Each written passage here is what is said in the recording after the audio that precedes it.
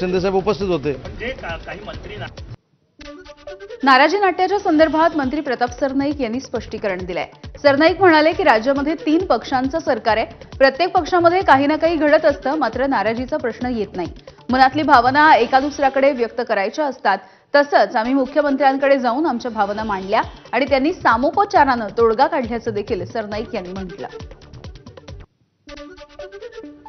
नाराजी दूर किंवा नाराजी जवळ काही प्रश्नच येत नाहीये। शेवटी महायुतीचं सरकार आहे, एका कुटुंबामध्ये सुद्धा वादविवाद होत राहतात, परंतु हे शेवटी 3 पक्षाचं सरकार आहे, महायुतीचं सरकार आहे, त्यामुळे थोड्याशा काही मनातल्या भावना ज्या आहेत त्या एक दुसऱ्यांकडे व्यक्त करायच्या असतात।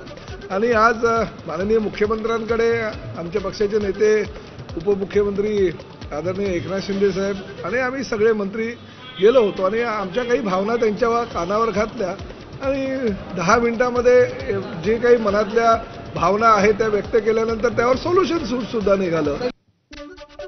मंत्रिमंडळ बैठकीनंतरच्या नाराजीच्या नंतर भाजप